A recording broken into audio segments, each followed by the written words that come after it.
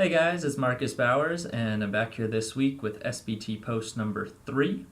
And this week I wanted to talk about attendance and how you market a team that's really struggling. So Saturday I went to the Suns game against the Nuggets, in which I believe they lost 123 to 113. And I was sitting there in the upper decks looking at the crowd, and the crowd just felt very small and sparse.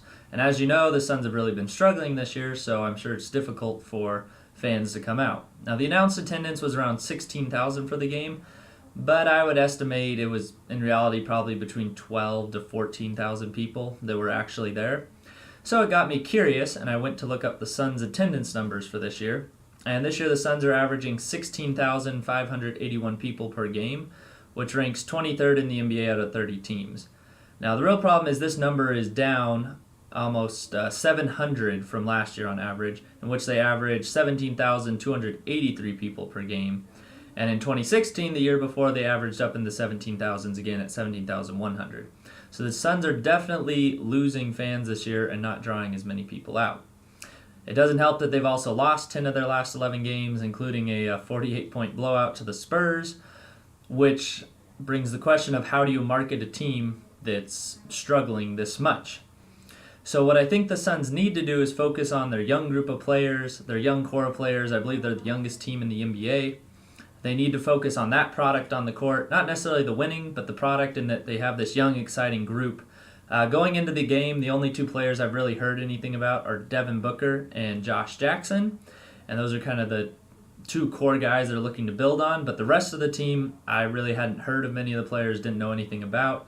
So I think part of the problem is that the Suns aren't marketing these players to the community well, so there's no one they identify with, there's no one the fan identifies with, or goes to the game and is like, oh, I know this player, I know the whole roster. So I think they could do a better job of marketing their players. On top of that, I believe the price is a little too high for their tickets. Right now, last year their average ticket price was $55, which was up from $43 in the 2015 to 2016 season.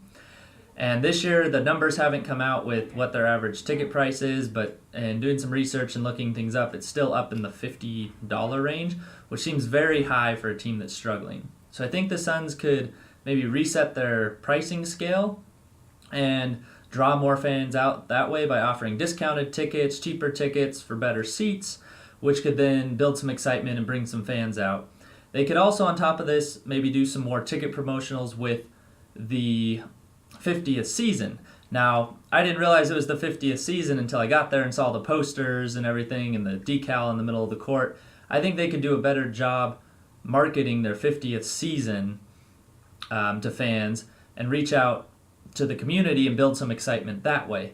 And I know it's difficult to market a team that's really struggling, but I think if they're able to lower prices and really build up these young players and offer more promotionals and discounts to tickets who come out, or tickets to people who come out, they could really build up the hopefully the Suns fan base going into next year.